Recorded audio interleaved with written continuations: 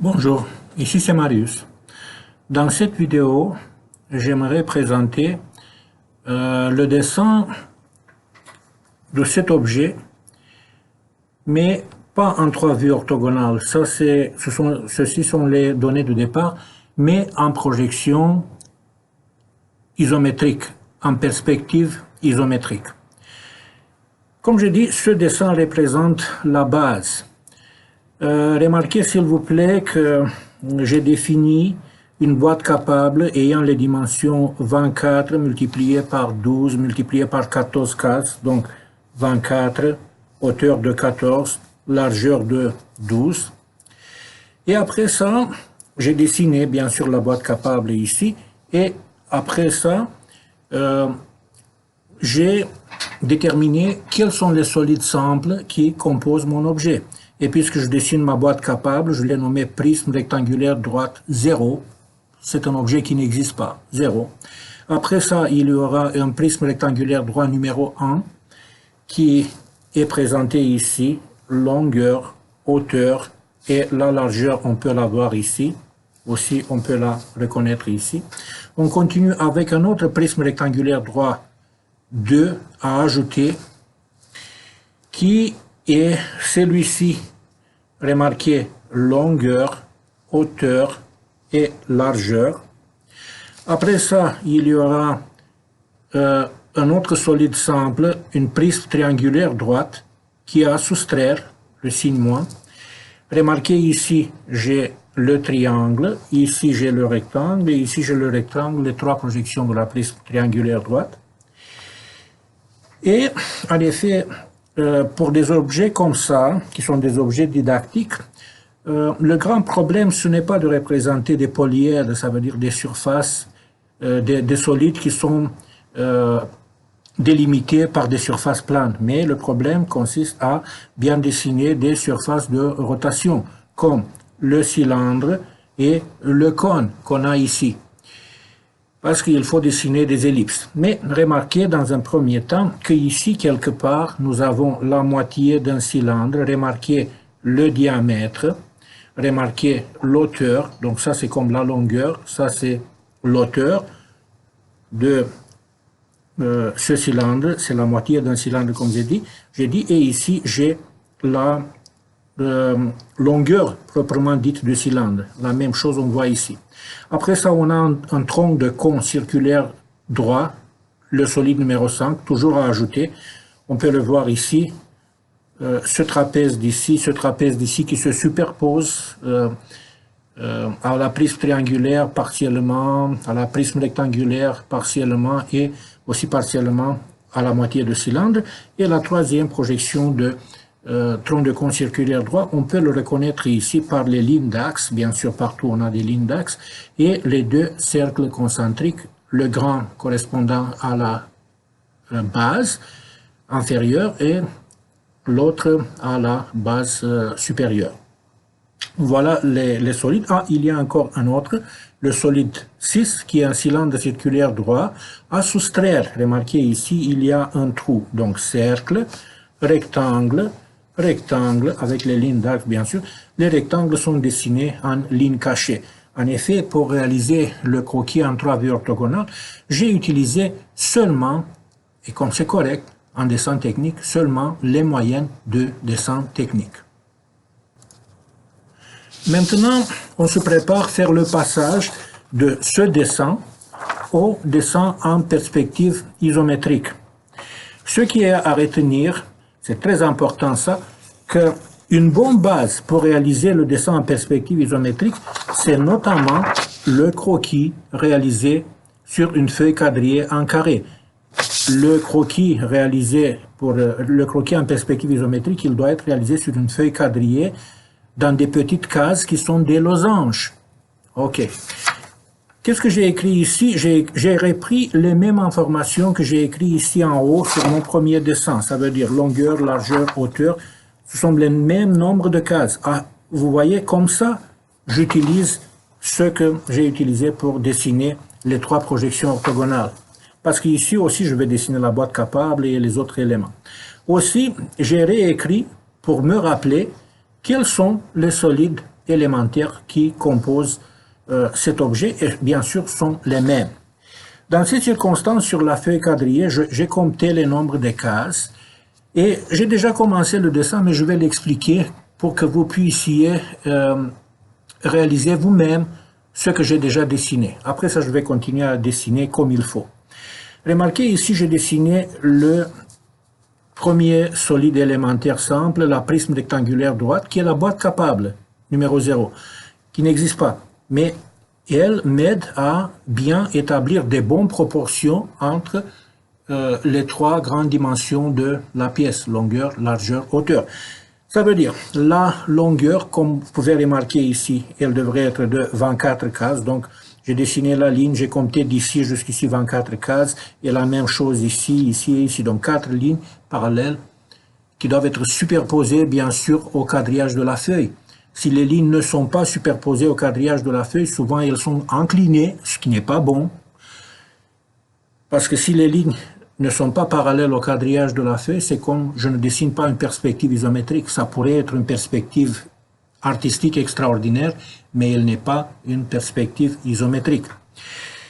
Après ça, je dessine cette ligne d'ici, ok, qui sont l'auteur. Et pour l'auteur, comme vous pouvez remarquer, on se rappelle, on a eu 14 cases. Après ça, il y a 4 lignes comme ça, une elle est cachée. Et aussi la largeur qui devrait être de 12 cases. Il s'agit de 4 lignes comme ça. Et voilà, on a obtenu en perspective isométrique un parallélépipède rectangle ou prisme rectangulaire droite numéro 0, qui est la boîte capable de mon objet. Ceci a été la première étape pour réaliser ce dessin aussi. L'étape suivante pour ce dessin, qui sera la même pour le dessin en perspective, c'est d'établir où se trouvent les lignes d'axe. Or, les lignes d'axe vont correspondre seulement aux surfaces de rotation, les cylindres et le tronc de cône. Alors, par exemple, pour ce cylindre, remarquez que dans la vue de face, le point d'ici qui représente le centre, il est situé 4 cases à gauche et 3 cases en haut. Alors, c'est ça que je fais ici. Je compte 1, 2, 3, 4 cases, je fais une petite signe. Et après ça, ici, je compte en haut 3 cases. 1, 2, 3 cases, je fais un signe. Et après ça, je me suis déplacé comme ça. Et j'ai marqué un petit peu ici le point où doit commencer ma ligne d'axe. Pour voir où elle se termine, mais je fais la même chose ici. 1, 2, 3 cases, 4 cases ici, pardon. Voilà, comme ça. Et en haut, ici, je vais compter 1, 2, 3 cases. Et après ça, je prolonge ces lignes et ici se trouve le point de la fin de la ligne d'axe. En effet, ces points d'ici, je peux les marquer maintenant plus clairement en dessinant comme une petite croix, qui n'est pas vraiment une croix en perspective.